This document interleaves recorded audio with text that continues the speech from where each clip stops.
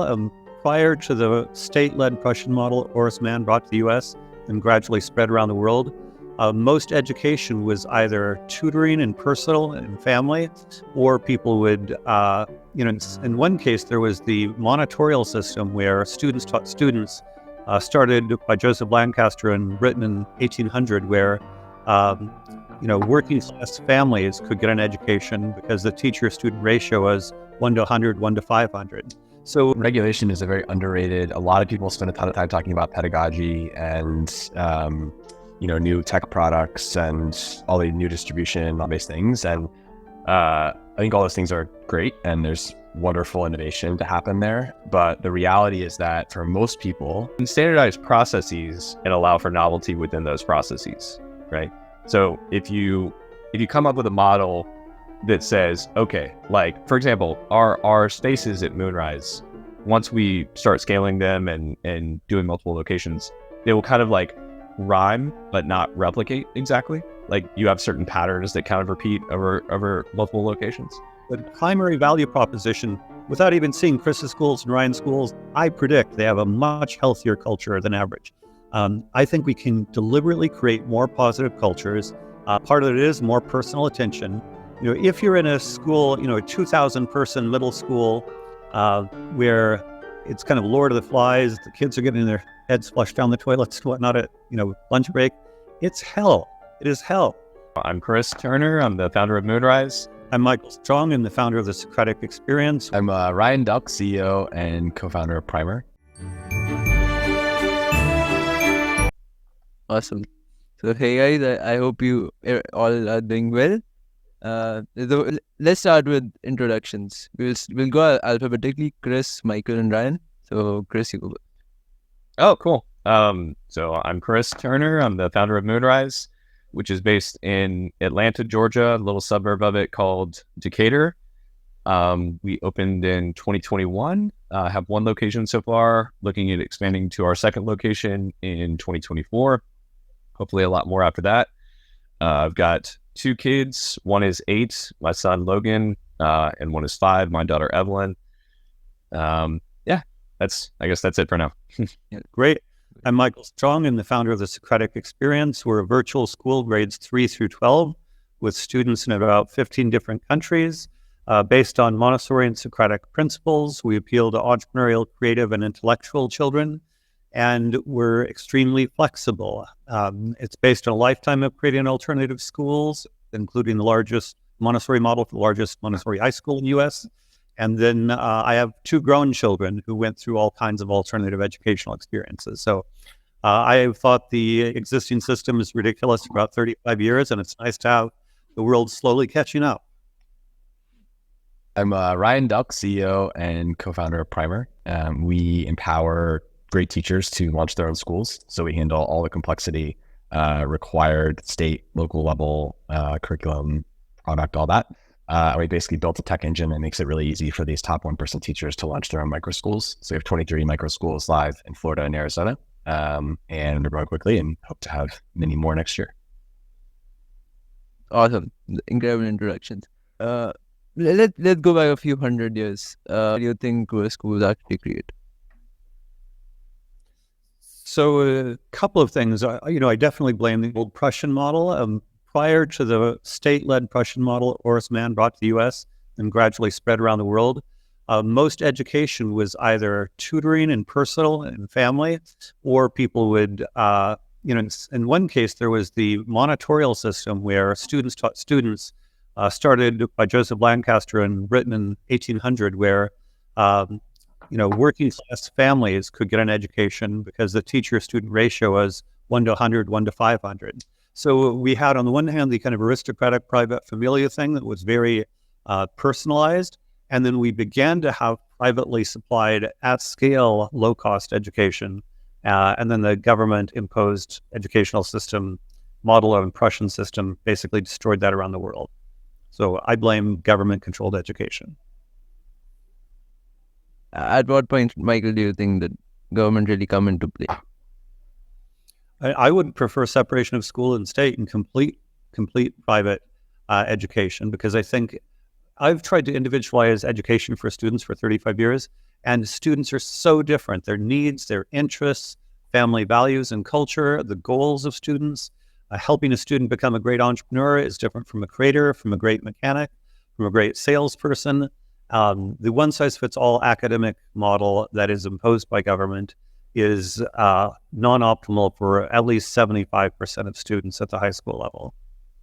Well, I think Michael is a much better historian than I of the education system, but I agree that a lot of the problems came from the Prussian model.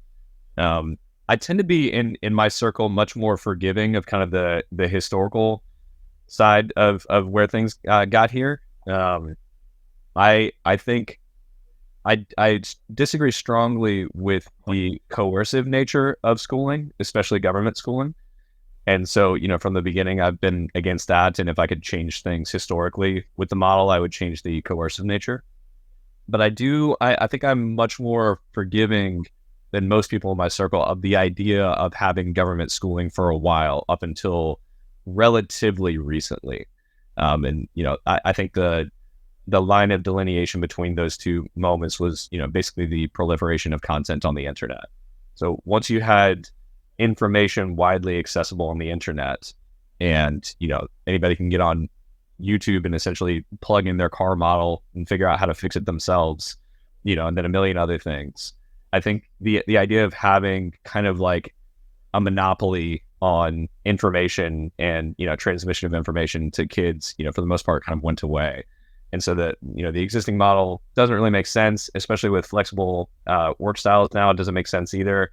And so, up until probably about the time that I went through school, it was fine. And then it changed, and we haven't really been quick enough to adapt societally with new models for a lot of different reasons, including regulation. And we can get into that if you want. But that's kind of my walkthrough. I do agree with everything Michael said historically about how we got here, though. Regulation is one thing which even Ryan was talking about. So how does that really work, right? Yeah, I think regulation is a very underrated. A lot of people spend a ton of time talking about pedagogy and new tech products and all the new distribution, all these things. And I think all those things are great, and there's wonderful innovation to happen there. But the reality is that for most people, they still require their kids to be somewhere from 8 to 3 every day so they can go work in their jobs for most American families. And if you're going to have the kids in a physical space, that's where local state regulators come in and say, hey, we have some ideas on how that has to happen. And so, in the platonic ideal of which was my experience growing up, I was homeschooled, we had a lot of, my mom was able to sort of really shape our education. She was a school teacher before she homeschooled us. And so I had this incredible education experience. And obviously in that structure, you can do Socratic experience, you can do anything you want. It's totally blue ocean. But once you have a group of kids that, want to come together, 12 kids with a teacher in a library or community center or church or whatever, that's where regulation comes into play. And we spent an enormous amount of the last 2.5 years trying to streamline this on behalf of teachers. And the reality is that in a lot of states, the sort of dirty truth is that regulation is actually what protects the incumbents. You can talk about state standards and academic standards and all these things, but actually it's just almost impossible for an individual that's not independently wealthy to launch their own school in most states. There's incredible levels of not only just bureaucracy to get through, but these sort of very rigid structures for how a school has to be open that doesn't map to what school is today. It doesn't account for micro schools. It doesn't account for co-ops. It doesn't account for these new structures. And so we can go as deep as this as you want. I've spent more Friday nights than I'd like to admit looking at zoning maps of various Florida city and counties. But I think people really underestimate how much that level of reform is needed. And we're working on a lot of state level law changes to help make that easier in certain states. But I'm very passionate about that specifically because we can we can work on all this other stuff till we're blue in the face. But if it's not possible for a really great entrepreneur or teacher to launch a physical experience for other students, it's really, really hard to make the impact that we want to make on building an alternative to the traditional system.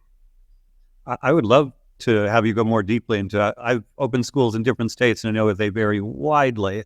And one of the reasons I'm virtual now is the brick and mortar thing is so difficult in so many ways. Yeah. So yeah, I think it would be helpful for you to outline a few. You mentioned zoning, and that's often local rather than state. But yeah, maybe do a checklist, the most onerous regulations you're running into. Yeah, so the biggest challenge is that every state basically makes no delineation between a great teacher wants to leave and launch a school for 15 students. There's no delineation between that and I want to open up a high school for 2,000 students. Those are the same things from a both state and local level. And so when you want to open that school, you can only open it in locations that are zoned for schools.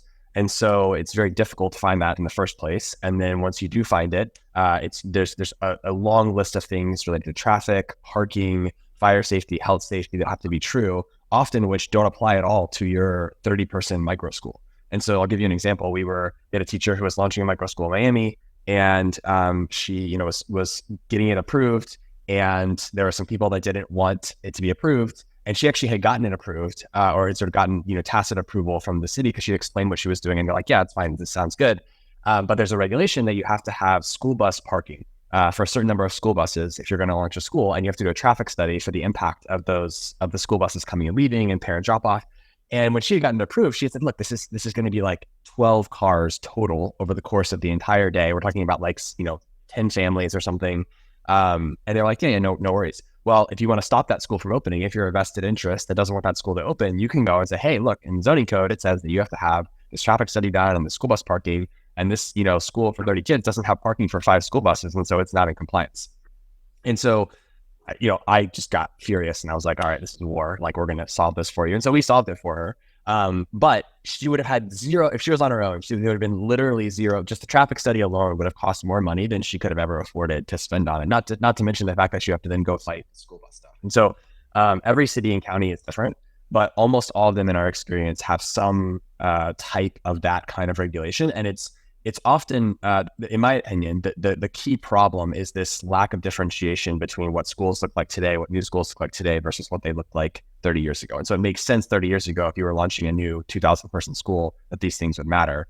But there's no definition in the code at the local or state level that differentiates a micro school from these large institutions. And so there's things related to fire safety, health safety. There's things related to the way in which the actual school looks and how accessible it is. There's all sorts of levels to this. But for us, what we're interested in is how do we help take existing locations that already are approved. So for example, a church is already approved for fire and health standards for some number of kids to be at Sunday school, every week. That's already approved by the local and state regulators. And so what we're interested in is saying, okay, how do we help that become a micro school for teachers? Because we've already deemed that it's safe. We've already deemed that the traffic works. All those things are fine. That should be a 1-for-1, slot in a micro school and be ready to go. Unfortunately, it works that way for charter schools, but it does not work that way for private schools in the state of Florida, for example. And so there's just a lot of these cases where it just takes someone being willing to go to war and go to the, highest levels of legislator and just say, hey, we got to get this fixed. And so we're one of the people doing that. There's other people doing great work, but it's really, really onerous right now, especially if you're not someone who knows what they're doing. What Michael and Chris were talking about, the removal of government from education. Do you think these fire and stuff, should the government involvement be removed from this, or just the education or learning process as a whole? No, I mean, clearly fire inspections, health inspections, these things are important. I'm, to be very explicit, not advocating to not have, fire standards for kids' schools.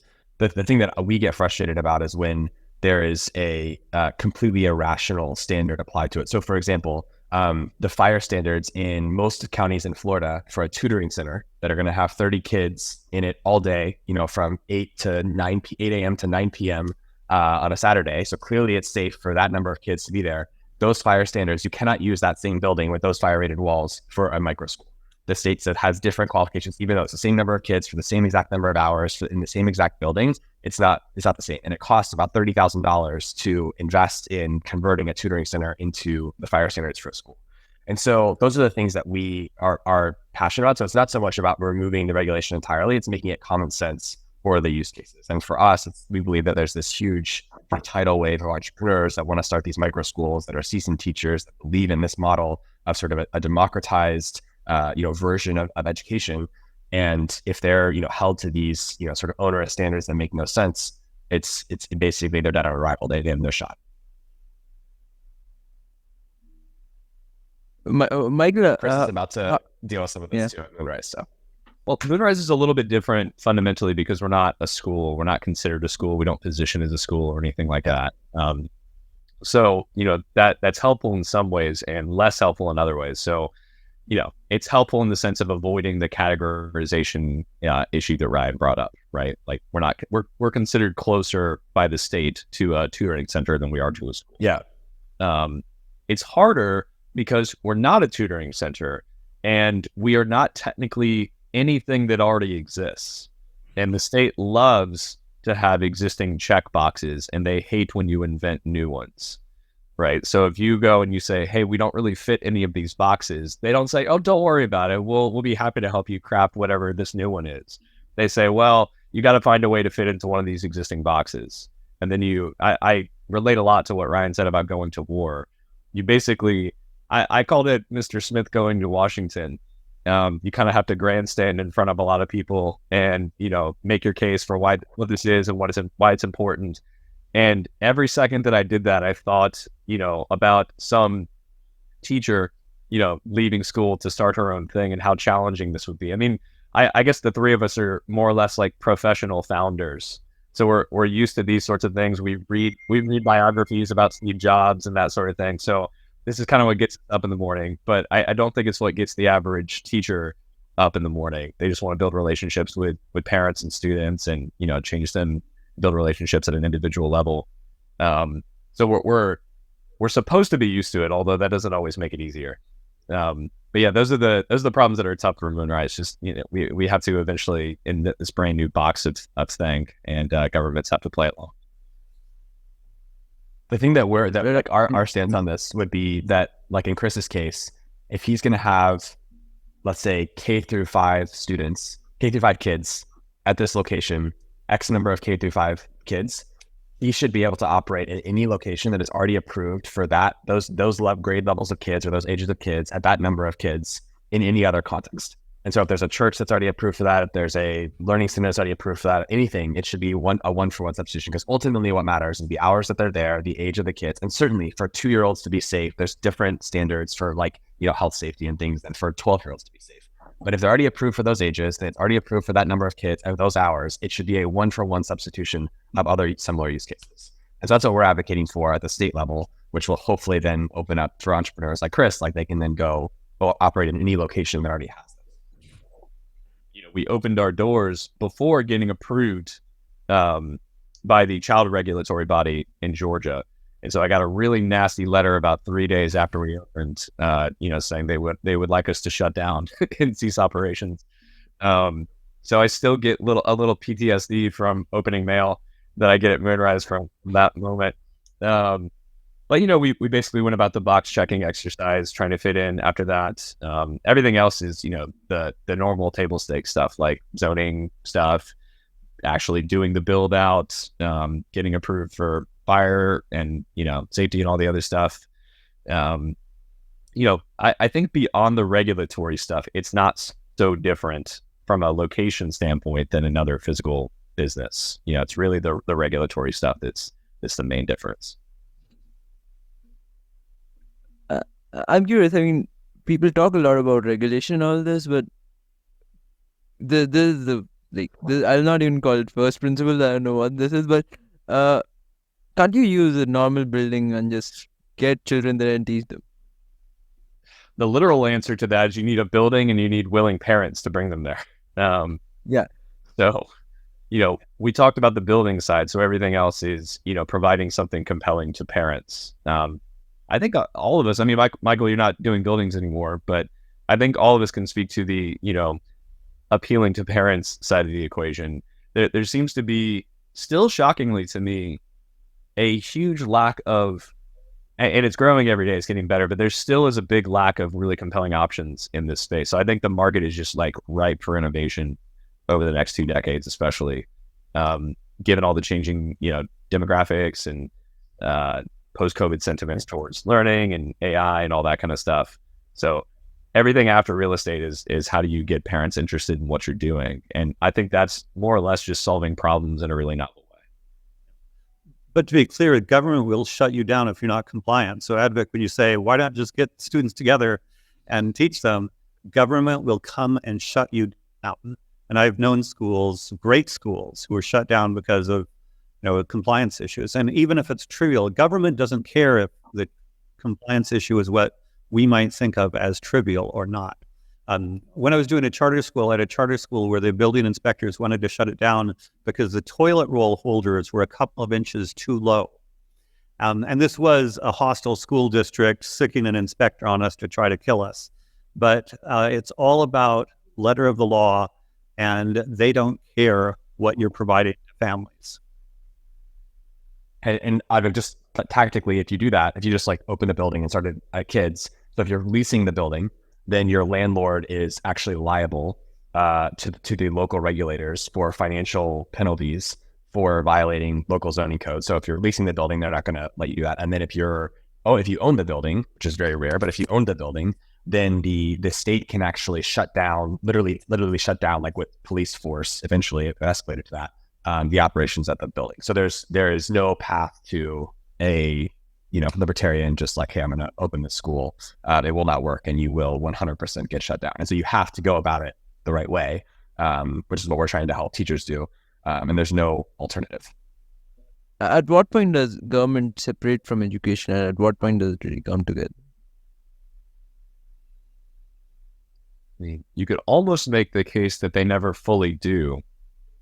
If you consider subsidies to colleges part of the equation.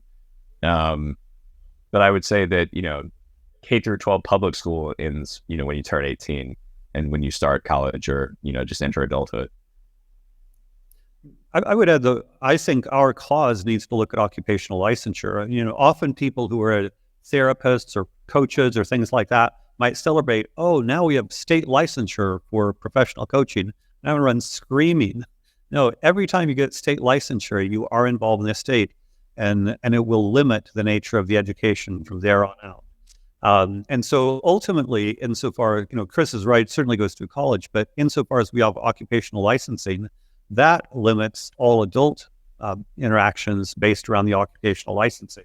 So that's definitely part of the deregulation campaign, is to, as much as possible, reduce occupational licensing. How do you really deregulate them? Well, there are cases where there are ridiculous standards, say, for hair braiding. There are some high-profile cases where, women, unlicensed hair braiders were prosecuted for braiding somebody else's hair. And eventually, I think in this case, the Institute for Justice managed to lobby to get ridiculous standards for being a professional hair braider reduced. But it's rough to have to fight these battles one law at a time, one state at a time. It's very onerous. Yeah. Ryan, you work in a lot of states. How do you manage or comply with all the rules in different states and different places? Pretty similar. The DOE, the Department of Education stuff is very similar across states. So there's very minimal, usually it's, attendance requirements, some level of standardized testing that's required, and then a process to submit those to the state, background checks for teachers, some minimum certificate, some minimum credential for teachers, like a bachelor's degree. So that stuff is all fairly, there's maybe 6 states that have, specifically sort of out there regulations, but on the Department of Education side, it's fairly straightforward. It's all the local land use side that has the huge variances. And so there's counties where it's extremely friendly, and it already exists, like what I said. If you have approval for 30 elementary age kids to gather, and in a space, it can then be used for other uses with those same number of kids the same ages. And so we have a team called regulatory ops that basically every time we have a location, they have a playbook that's thousands and thousands of words and lines long, where basically they outline every single step. When a teacher wants to launch a location, they've outlined every single step. And a lot of this is automatic now. It's not something manually. And they basically say, hey, here's the types of locations that you're looking for. Here's some suggested locations that would work that the teacher can go check out and go source. And then here's the process for getting those approved. And here's what we'll help you with. Here's what you would need to own. And so a lot of it is all automated now. But there is a lot of it is just data aggregation and then figuring out sort of which pieces of that data applies to each individual property. But you have to be on top of it because there's not a lot of standardization at the local level. Michael, you've been in the education world for the longest time here. How do you think, have you noticed the change from how education really impacts people when it's offline versus when it moved online? So I'd say the biggest change by far was COVID. COVID has been a blessing for our movement in many ways. I think much of it was parents did see virtual education. They saw what was going on in a standard classroom, and they were somewhere between underwhelmed and outraged. And they often began looking at alternatives. You've probably seen data. Homeschooling has gone up 3x, 5x. I've seen different numbers. The microschool movement boomed. Learning pods were de facto a nice halfway house between homeschooling and kind of creating your own microschool. And so I think the biggest change by far was parents seeing, I think, just how bad education become. I do think there's been cultural erosion. So behavior issues have become much worse over the decades. The No Child Left Behind standardization movement reduced the extent to which teachers had autonomy to respond to particular student needs and interests. And so I think even people who found, as critical as I am, I do think education was better 100 years ago. Public education was better 100 years ago in some ways, 50 years ago. But the combination of cultural erosion on the one hand and standards narrowing education combined with just some crazy things from, the kind of oppression Olympics and sexualization of kids have alienated many parents. And once parents leave, they realize so many other options are possible. I think many parents are excited because they see that their children can be much happier while learning as much, perhaps much more. So I think once they leave the system behind, they become enthusiastic advocates of alternative ways of learning. No Child Left Behind, Ryan. How do you go about doing that? I mean, our belief is just that standardization is the enemy, basically. So we think that each individual micro school leader understands that their community and their students better than anybody else. And so we spend a lot of time giving them the tools to be able to deliver the education that they think is best for those kids. I think my sort of like contrarian view on the traditional school system and the public school system is that if you asked me to design a homogeneous system that had to be exactly the same for every student in all 50 states for 50 million kids, and I wasn't allowed to have any decentralization or democratization, it had to be exactly the same, 2,000 person schools, all that. I don't know that I could do, I could probably do a little bit better. I have some ideas that I think would improve it, but I don't know that I could do that much better than the current system. And so my belief is that the enemy is actually this mass standardization, homogeneous system. And so we have micro schools in extremely low income communities with teachers that grew up in those communities, that understand the struggle of those communities, that understand the local context of what those families are dealing with outside of school. And they're able to educate those kids and deliver an education experience that meets those kids in a way that, and understands the goals of those kids and what those kids are thinking about long-term in a way that's totally different from another community. And so we basically believe our stance is like, look, there's like research-backed ways to teach math and reading and literacy. And so we are going to like stick with those and be very aggressive about pushing those and saying this is the way these things need to be taught. And then everything else, it's a barbell approach. Everything else is ever personalized. How do you really personalize something at a scale? I mean, we have the benefit of the micro school leaders. So we don't come top down and say, hey, this is how this needs to run. We say, hey, you have, 50 different things that every primary school has 2 hours in the afternoon where kids can go deep on their passions and the things they're excited about. They can start businesses, launch podcasts, write a book, whatever they want to do. And in that time, micro school leaders are working with the kids to figure out what they're interested in, what they're excited about, or what makes them tick, and then helping them go pursue those things. There's within groups where they all decide they want to work on something together. They want to launch, do a garden in the backyard. They want to work on a business together, whatever. And sometimes it's individual. And so my belief is like our goal is to empower the micro school leaders and build tools for them, but not to be prescriptive about what the full experience should look like. And we had the benefit of that. If we were trying to run like top-down schools where every primary school was the same, I don't think we could be successful, frankly. And this is why I'm very skeptical of these models that take one structure of a school and say, hey, we're going to repeat that 500 times across the country and build this huge school network where every single school is exactly the same. I just think that's really hard. Somewhat orthogonal, but I think related to that, I think it's important that the only real criterion, aside from health and safety, of a school success is parent satisfaction. And the reason I connect that to the personalization approach is, again, there are so many different ways to personalize an education. Ultimately, the child and the child needs to thrive, and the parent needs to perceive the child thriving. And exactly what that looks like can look so different in so many different situations. And so I think going back to the regulatory issue, I'm for minimally regulated on the academic standard side, because I had students who were, say, creatives, who worked on their creative work and did no math for maybe a couple of years. That may sound outrageous unless you think, well, that kid was suicidal in a school where they had to do remedial math over and over and over again and hated it. Maybe the right thing for a child is to let them focus on animation or video production for a year or two while they recover from their math wounds.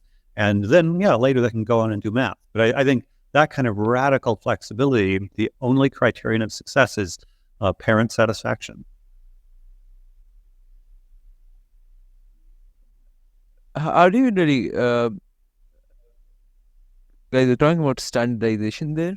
Isn't standardization good when you do things at a large scale? I mean, what you guys we are talking about are the people who are relatively at the upper class of the society, or do you target the people who are at the lower part of the strata? I won't speak for Ryan and Michael, but I would guess that their answer is pretty similar here. You can standardize processes and allow for novelty within those processes, right? So if you come up with a model that says, okay, like, for example, our spaces at Moonrise, once we start scaling them and doing multiple locations, they will kind of like rhyme, but not replicate exactly. Like, you have certain patterns that kind of repeat over multiple locations. And then the things within those, once you provide the space and kind of the model, then there's a lot of novelty that can happen within those spaces, right? You can have the idea of having what we call experiences, which are like field trips, without saying, okay, this exact field trip happens for this exact age group across every single location on this day and this hour, right? And I think that's what Ryan was getting at with providing the structure and the processes necessary for the micro school teachers to lead their communities. But then within that context, you allow for personalization. It's a bit like how a lot of people who homeschool, most of them will teach math or reading at some point, right? But the way in which they do that can have high variance, right? So if you serve homeschool families, you allow for variance within the standards that you serve them. Just the thing to specifically highlight is that the internet and technology is what allows, in my opinion, is what allows you to create the engine where you can empower individuals, whether that's parents or teachers, to be able to take something that is like an engine or an operating system or a playbook, whatever you want to call it, and then personalize it to that community. And so like the fact that Socratic experience exists is a perfect example of something that you can then take with very little marginal effort on the parents front. Like, they don't have to go get a degree in these things and go, spend 10 years getting smart about this to teach their kids. Like, they can just take this and say, hey, like, look at all this work that Michael's done. Like, we want our kids to be a part of this. And so I think that is this delineation point that happened with the advent of the internet that Chris talked about earlier is the thing that shifted this. If you were trying to do this in 1970, it would be extremely hard. And I would argue probably impossible to create this sort of decentralized model. Often people want to impose standards for low-income groups, and I find that incredibly condescending, because the implicit assumption is that, we smart, educated people can pick our own education, crazy things. But those poor, uneducated people, they need to have standards. And I think that underestimates just how damaging regular schooling is for many kids, including gang recruitment. The film Miss Virginia tells a story of an African-American mom in D.C. who lobbied for a school choice because her son was being recruited by gangs. That's the most important thing in that particular case. To go in a different direction, going back to the African-American inner city, I know a couple of people. I know one person who is a former gang member and convicted felon. I know another man who was a successful tech CEO whose dad was a pimp and his mom was a prostitute. And I think these men, they're both exemplary human beings, and they would both be fabulous leaders of schools in inner city schools. And, you can imagine I go to the regulators and I say, hey, I've got this convicted felon on the one hand, and I've got this, high school dropout on the other. No way. But the people who have actually made it, the people that have come out of it, and men in particular, the men, because the issue of incarceration in African American men is huge. I call it the public school to prison pipeline. And so if we have these men who were there and made it out, I would want them educating these young people and showing them how to do it. But we're not going to get the standard. So part of it is I want to have a mental mind shift to have all of the educated people quit saying, I know better than you what your child needs. I find that really offensive. But how much do you think do the student needs or the learning needs really differ in children? Well, first, I think confident, happy, well-being, good character, those are sine qua non. So before we get into math, reading, writing, which, yes, are important, if you're damaging the child with respect to character, well-being, good habits, bad habits, all of these sorts of things, I don't care what the math, reading, and writing looks like. So just want to pitch that's number one. Parents can judge that better. And then beyond that, okay, they don't learn the best academics, whatever. I think it's fascinating that we spend so much time on these academic standards, and we have the number of parents that come to primer and say like, oh, my kid, we had a family who mom in tears explained to me that their kid, not at a public school, at a relatively high-end private school, their fourth grader got passed a note that during lunch that said, after school, we're going to kill you. And like he came home, literally shaking in fear that he was going to die at school because these, bullies basically were just picking on him. And that's not even a public school. That's at a private school that she was paying $14,000 a year for as a single mom. And so I find it, I'm not anti-academic standards. I do think there's some place for academic standards. I just find it very misplaced how much energy we spend on academic standards when if you have a kid who's being told that they're going to be killed after school, there's literally nothing that you can do to create, like the academic standards are completely irrelevant at that point. It's like, if you think about Maslow's hierarchy of needs, whatever framework you want to use, the foundation is gone at that point. They are purely just stressed, anxious, it's self-defense, it's all these things. And so I spend a lot of time thinking about, how one might elevate those requirements in the collective sort of discussion around academic, or I should say school regulation and school integrity, and these conversations around how do we make sure there's accountability within schools. I am equally as interested, if not more interested, in ensuring that kids feel safe, physically safe. They feel like they are, able to be themselves. They don't feel like they're going to get picked on and bullied for working hard or doing certain things, as I am the academic stuff. And I think Michael makes a wonderful point that I would just love to see elevated much higher in the collective conversation about this stuff, because it turns out the academic side is actually easy. Like, it's pretty easy to say that, hey, by fifth grade, they need to learn these concepts, pick a curriculum that makes sure that teaching these concepts, that's not that hard. Obviously, teaching it can be challenging, but the hard part is to figure out how do you create these environments that frankly, we're just failing at across the system. And if you want to talk about the rise of school choice and the rise of homeschooling, a lot of it is driven by that. And it's sort of the sort of undiscussed thing that a lot of parents are experiencing and they're opting out of because of it. Hallelujah. Just one more point on that, on the academic standards. I've also seen kids who, for whatever reason, depressed, suicidal, whatever, did not do any academics for a year or two, but then once they became confident and well, cruised through 2 to 4 years of math in 1 year. So the other thing is this annual, you got to meet the standard this year. I think it's ridiculous. If a child is in trauma, maybe it's not time to do the academics. When the child is healthy and well, they can easily go much faster than regular. I mean, before moving forward, I'll go back to Ryan's point about the death threat sort of that the child got. Do you think, is that a school problem or is that a societal problem? I would love to hear Michael just talk about that for a minute. Yeah, I think schools do much better. No, I write extensively about the culture of the school, but primary value proposition, without even seeing Chris's schools and Ryan's schools, I predict they have a much healthier culture than average. I think we can deliberately create more positive cultures. Part of it is more personal attention. If you're in a school, a 2,000 person middle school, where it's kind of Lord of the Flies, the kids are getting their heads flushed down the toilets and whatnot at, lunch break, it's hell. It is hell. Whereas if you have a small school, 12 students, the teacher knows every child, there are human relationships. There's a whole literature on how connection at school and connection at the home are a preventative factor for a very wide range of adolescent dysfunction. Teen pregnancy, gang recruitment, violence, anxiety, depression, suicidal. Human beings need connection. Small personalized schools provide connection. We can provide healthier environments. And if the parents are choosing, they're not going to choose adults who are harmful for their kids for the most part. Occasionally they will, there'll be mistakes made. But I think over time, going back to Ryan's point, I think this is the number one value proposition of the new microschool movement is healthier environments. And I think, I wrote in an article, why do we have better information on sports cars than K-12 schools? Spend $200,000 on K-12, that's a pretty nice sports car.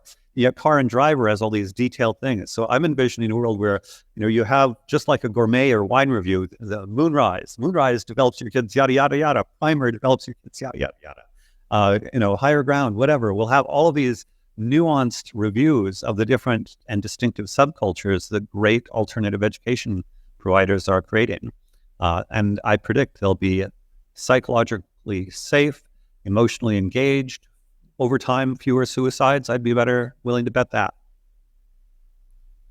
One thing I'll add to what Michael said is I think that, so there's a great essay by Eugene Wei called, basically his point is that humans are status-seeking monkeys, which is, maybe you could debate whether that's an accurate characterization, but his point is basically that we seek status and we're hardwired to seek status.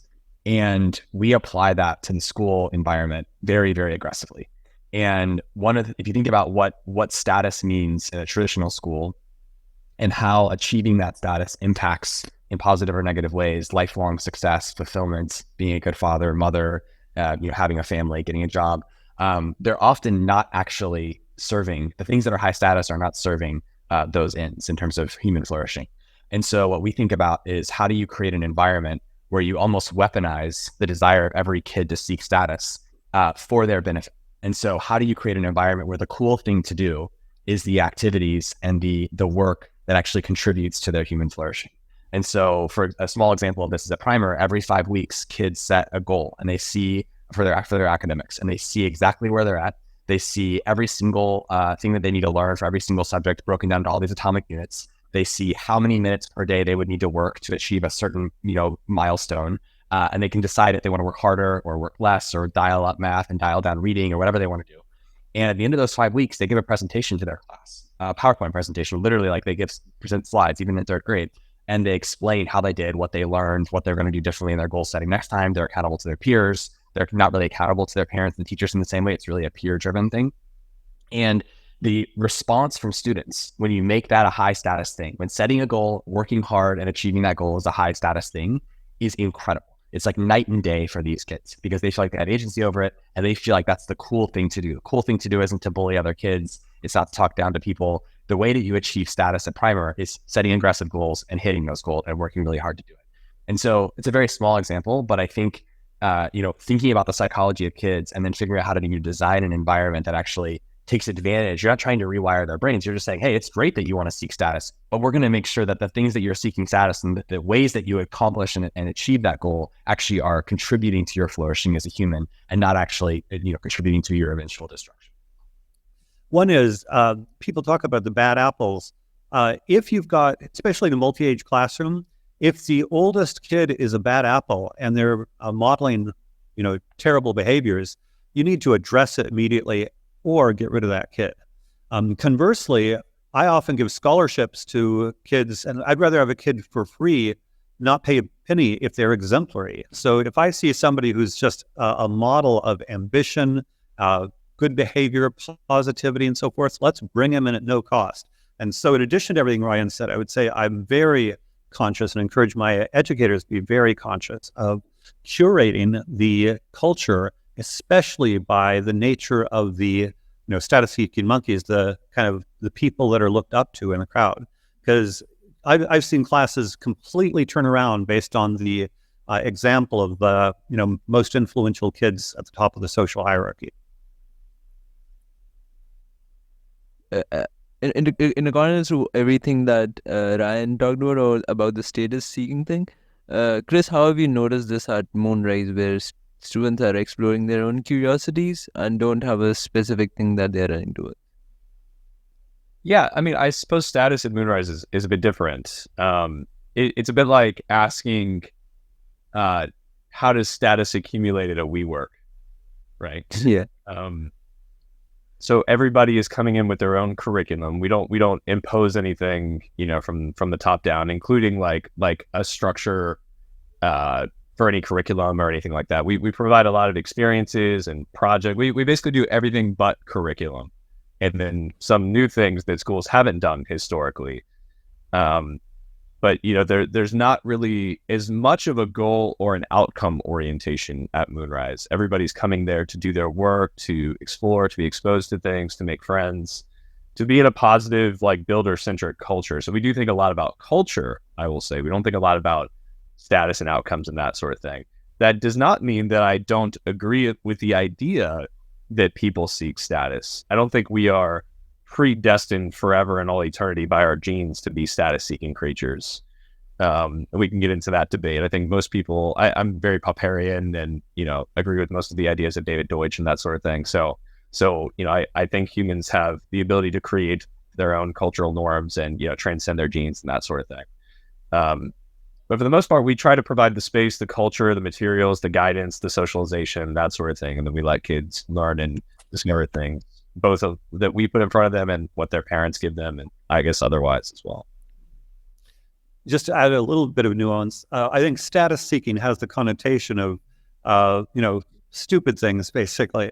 But I would say I strive, and I think we do a good job of having kids who are thoughtful, generous, caring, honorable.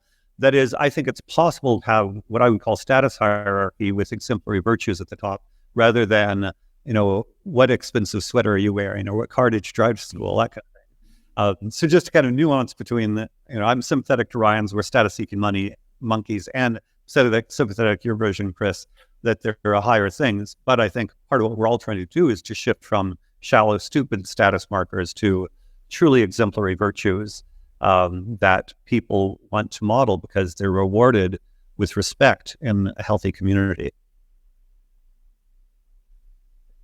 Does the status that a person or a child seeks, does that change after a certain age?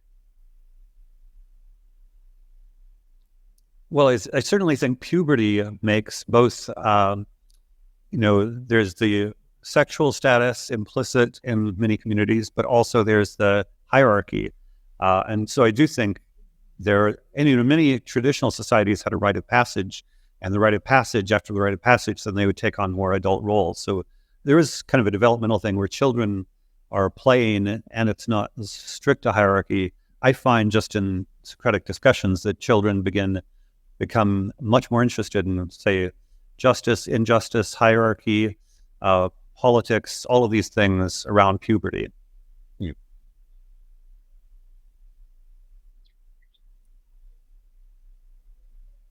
Yeah, anecdotally, I think we see this at Moonrise too, if I'm thinking about it.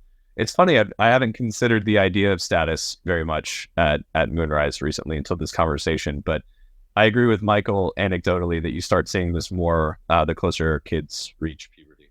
How do you, how have you noticed that, Moonrise, that sudden change? I mean, I think there is a tendency for some kids to show, like, there's some sort of a dominating factor in some people, right? Like you gain it in a way. There's like a little bit of a zero sum mentality in some people, right? Like you gain when others lose, right? So the idea of winning and losing becomes really prevalent, and that's not age specific. I think my son is really big into sports. It's very important to him that he wins. He's very competitive.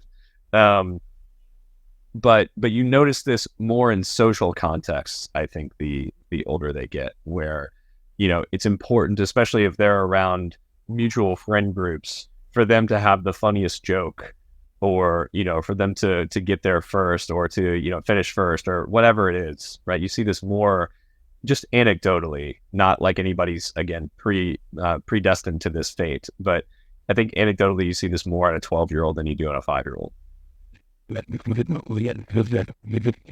How have you noticed that change, Ryan? I would argue that at the first principles level out of it is very similar. It's a desire for connection. It's a desire to feel safe and not threatened. I think the way that those manifest as you get older is different. I do think the post-puberty sexual element of it is probably unique, although maybe you could trace it back to the same foundations.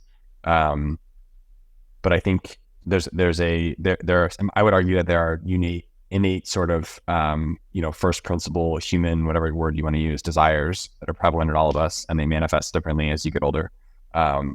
But we all seek similar things. The way that we go about seeking those and the way that the world gives them to us just change as we get older.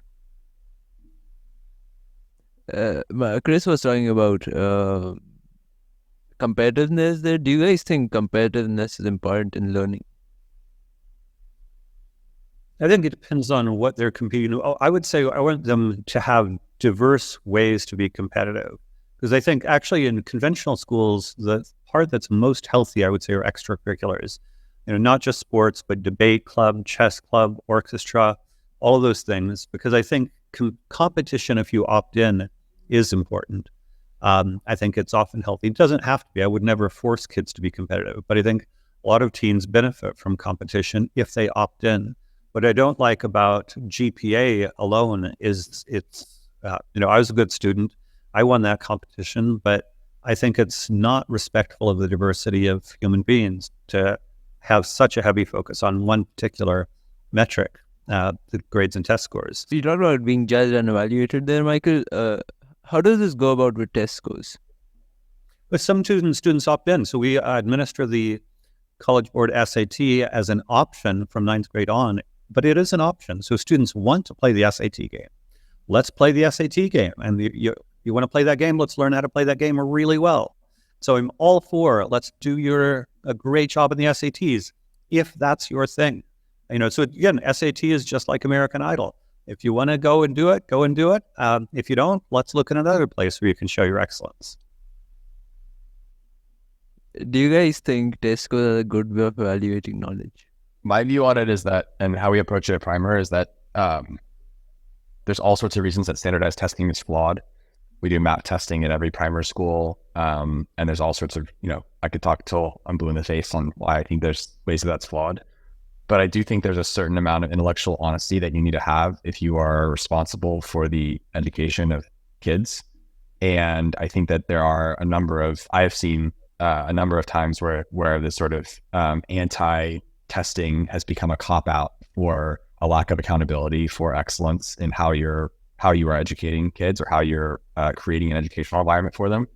Obviously, if you're not doing a good job at that, it's very easy to be like, oh, we don't believe in test scores, and then just, do a terrible job. And so our view is that the ideal would be that we would have an internal metric that is very intellectually honest, that is rigorous, that is prioritizes inputs over outputs. So things like, getting really good at goal setting, working extremely hard towards those goals, making consistent progress. Those are the things that we would care much more about than the ending map score, for some student. Maybe they slept terribly the night before, or the classroom was noisy when they were taking it, or whatever. But I think you, in my opinion, you have to take this responsibility extremely seriously. And I don't think that map scores have zero signal. I think they do have signal, and standardized testing does have signal. And so our approach is to do them, to administer them, to take the results seriously, but to try to create internal metrics that we lean on more, that prioritize these inputs more than the outputs. It is telling that, when you become an adult, the idea of testing as we do it in school almost completely goes away, right? But nobody walks around saying adults, don't acquire or have a lot of knowledge, right? Quite the contrary. So it seems like testing can be effective at evaluating a certain kind of knowledge, which you might call like that which can be embedded in a memory, right? But there's a more important kind of knowledge that I think is certainly more in the adult world and almost completely absent in the kid world, which is like the kind that causes physical transformations, right? Like you have a knowledge that allows you to do something and to make a change in the world that didn't exist before. And that can be with yourself, can be with like you learn how to design a house and then your house gets built, or at least you have a design on paper, or can be how to run a 5K faster. There's like this knowledge that leads itself to physical transformation. And for some reason, we're just obsessed, culturally with the memory kind of based knowledge, but not so much with kids for the physical transformation kind. I would add that of tests, I actually like the SAT best of all the tests because I do think it's, rather than knowledge, it's cognition. That said, going back to Chris's point, when we've all hired people. When I hire somebody, I don't look at their test score. Are they articulate? Are they respectful? Are they thoughtful? Do they take initiative? And I think especially as AI and tech becomes more sophisticated, the human skills are going to become ever more important. And so, when I'm raising a child in an educational environment, I want to know at the end of the day, is this somebody that people will want to hire? Are they on the ball, responsible, articulate? And that's really all that matters at the end of the day. And increasingly, that's going to be all that matters. Can they get things done, and are they pleasant to be around?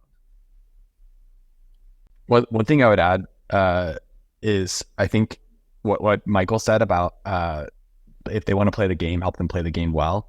I think about this all the time, and I think that oftentimes alternative education is too prescriptive in the types of outcomes that they allow for students, but because they have this strong philosophy on this. And so I'll talk to some, people that are launching, they'll ask for my advice on things, and we're launching the anti-school micro school, and no one's going to go to college, and no one's going to do, and I'm like, what are you going to do when you have an 8th grader in your school? It's actually, I want to go to Harvard. Are you going to then berate them and tell them oh, you're dumb for wanting to go to Harvard? You shouldn't want to go to Harvard. And so my view is that the optimal success case is to increase the probability, one of education's jobs is to increase the probability of a child being able to achieve. Once they get into the state of being able to understand what the goals they want to have for their lives, what their ambitions are, your job is to increase the probability that they can achieve that. And so am I pro? Do I think it'd be great for every kid to want to go to Harvard and they should just be on this Ivy League, hamster wheel? No, I don't think that's the optimal thing for every kid. And on balance, I wish there was less kids that were, that viewed that as success in life. But if a primer kid wants to go to Harvard, our stance is going to be, we are going to be the best in the world at helping you get to Harvard. And we are going to learn how to play that game with you. And we're going to help you play that game. And we're going to do, hours of SAT prep. And if that's your goal, because we take those kids seriously, the whole foundation of it is we're taking kids seriously. And so if that's their ambition, that's what they want. Just like if they want to open an auto body shop in Miami, I'm going to go find our microscooter is going to find an auto body mechanic for them to get an apprenticeship with and spend 2 years apprenticing with to learn how to open their own body shop and maybe take over that shop one day. And so I think there's this subtle condescension that exists often in these alternative education circles where you say you take kids seriously, but only if they, sort of only want to do these subset of things. And I just feel really strongly that it's our job to take kids and parents seriously. And if that's the collective thing that they want to work on, we have a responsibility to help them do that. So I think, being willing to learn how to play the game and help them, play the game while being explicit that it is a game and saying, hey, this is a game, but you're allowed how to play the game is just a wonderful articulation from Michael. Yeah, I agree. And sometimes even though I'm very much on that philosophy, sometimes I have guides who are have some of those biases, and I have to encourage my guides, hey, this is what the kid wants. Our job is helping that kid rock their goals. Totally. Why do you guys think that kids are not taken seriously? I think school positions, I'm very much a fan of Ivan Illich. School positions, not only adults, but certified teachers as the experts and professors as the experts and so forth. And I think, I'm a big fan of in the 19th century, going back to the 18th century, Ben Franklin started working at the age of 12 or 13, as did Thomas Edison, Andrew Carnegie, John Muir. All these people started careers at 12 or 13. They're 2 brothers, I forget their names, but at the age of, I believe, 10 and 8, they crossed the country on horseback alone without adults. It used to be, there's both teen was invented in the 20th century, and the word adolescent was also invented in the 20th century. So prior to the 20th century, basically at puberty, you were considered more or less an adult.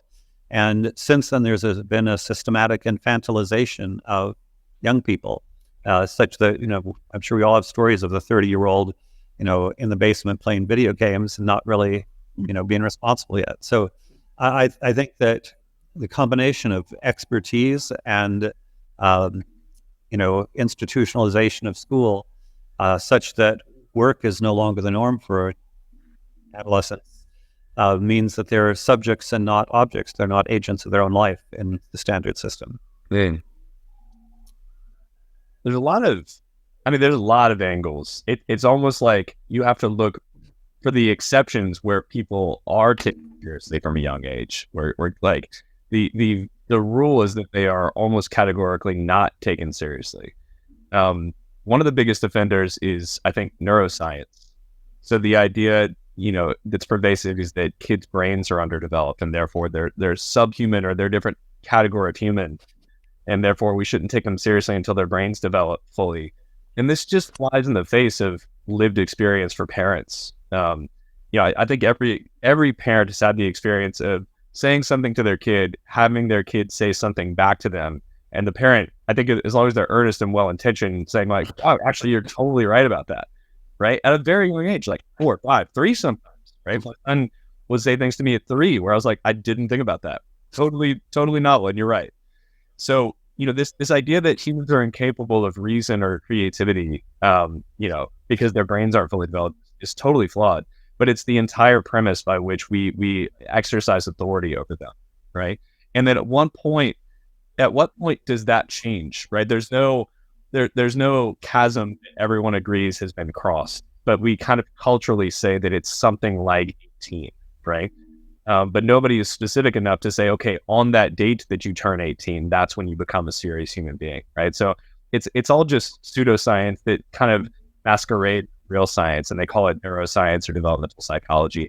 Not to completely throw away those fields, it's just the application of those fields in a way that allows for the authority over children is completely flawed and backwards and dangerous.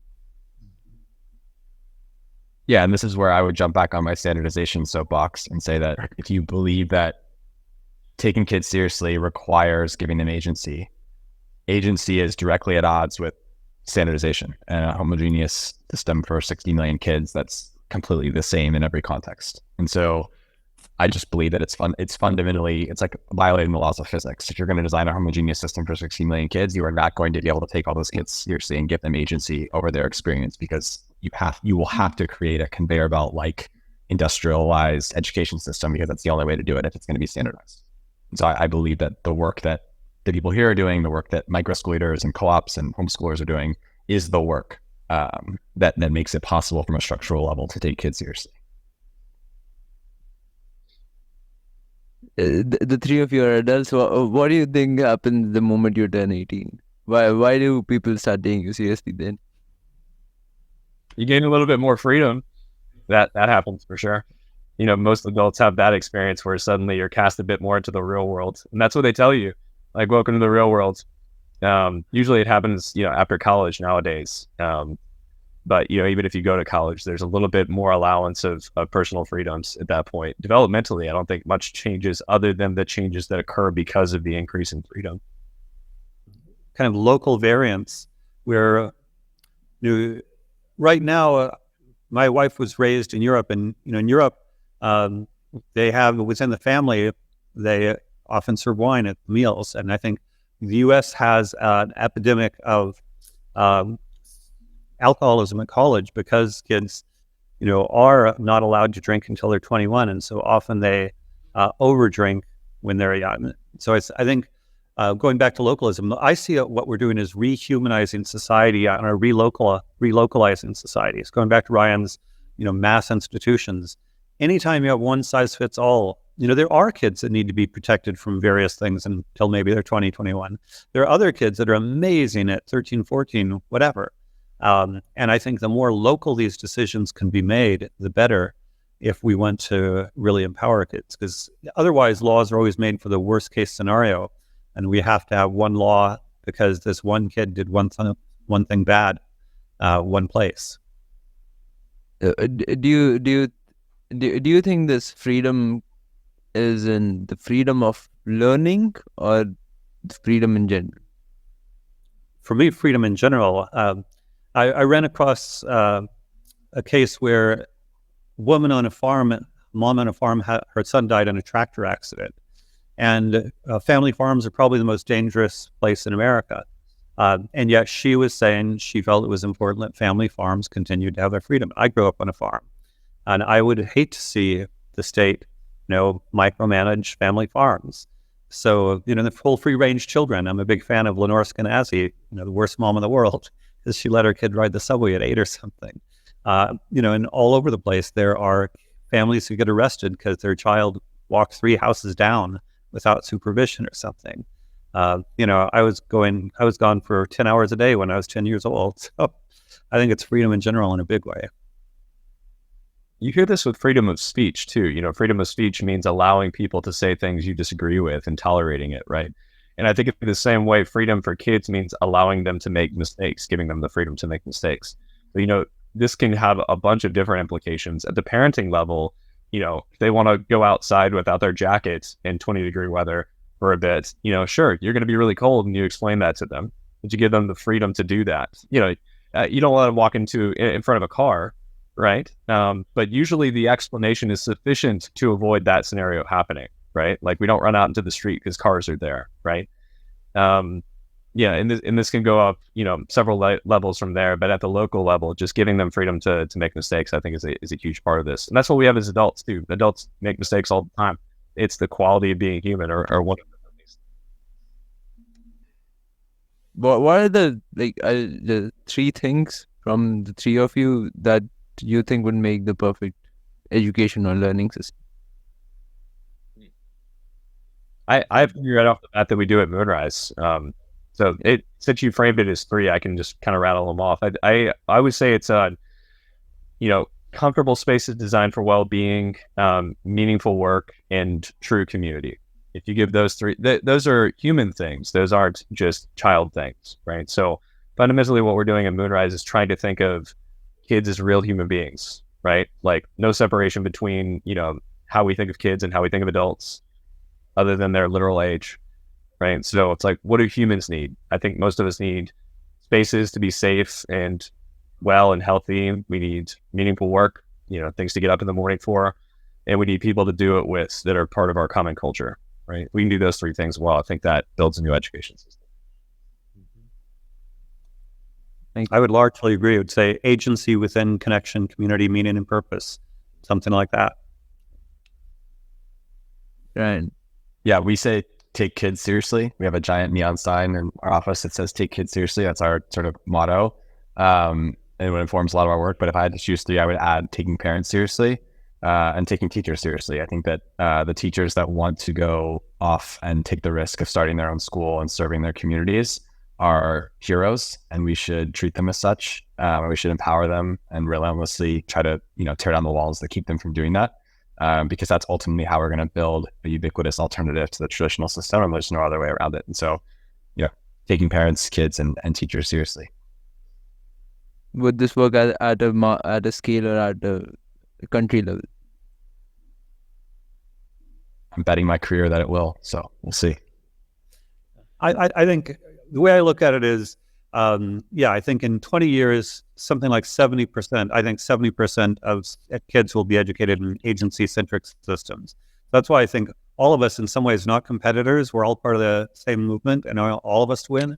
And if we have 70% of the market, we won't have all, but in terms of early adopters, unambiguously in the technology adoption cycle, the early adopters are with us. They're all sending their kids to agency-based schools. There's Joe Lamont here in Austin has Alpha School. He's a billionaire, and he's all in terms of schools based on agency. Prinda was started by an entrepreneur. Acton was started by an entrepreneur. I would say the entrepreneurs, of course, Ryan is an entrepreneur. Chris is an entrepreneur. The entrepreneurs are all done with the system already. We just need to spread it to everyone else. I'll try to accelerate a little bit too. And I think the last part that I usually end this with, I've been into startups and all these things, interested in changing the world since I was 11. What do you guys think is one fact that blew 11-year-old me mind?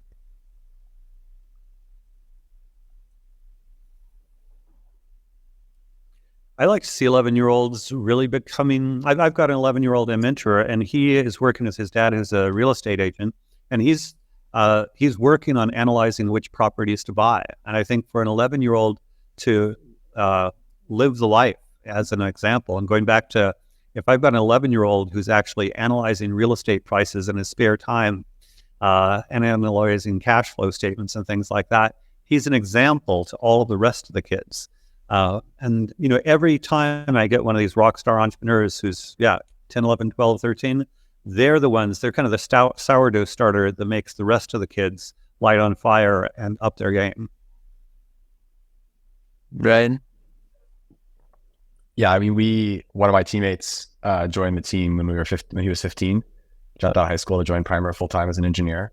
And he built his first company when he was 9. He was on a call with Microsoft's lawyers wanting to acquire one of his companies when he was 11 using a voice changing filter. So they thought he was older. I think that kids are just, capable of amazing things. And I spend, my kids are 6 and 3. And so I spend most of my time just trying to create sort of a figurative treadmill in front of them and just see what they go for. And so I think at 11, kids are capable of incredible stuff. And so if you can create the treadmill for them in a bunch of different directions and then see what sticks, just like make sure there's always track in front of them, because the world will not lay down that track for them. You have to like make sure that you're unpacking it for them, because they'll treat them just like a kid and they're not going to do that. And so that's what I spend time thinking about, is how do I keep laying down the track in front of them for them to go as fast as they possibly want. Chris? Our first developer, or I guess our current developer at Moonrise was hired when he was 15. I think especially teens are capable of adding a tremendous amount of value to the world, right? A lot of times you have the requisite skills to really start building companies, adding value to other companies, just contributing positively to the known world, right? Changing things, making those physical transformations I talked about. So I think the more you can exit consumption mode, like I need to just like absorb as much of the knowledge out there and I'm not ready yet, that sort of thing, I'm not ready to contribute value. The more you can get past that and actually pick a meaningful problem to solve on and start working towards, and you look for those gaps where something doesn't exist that you want to exist. The more you can do that, I think the better prepared you'll be for the future. If you're somebody that can create value, you'll always be useful. There will always be a place for you in society. This has been incredible. I think that is from my side. Anything you'd like? This is the last words from it. Thanks for having us. Thank you for putting it together. Yeah.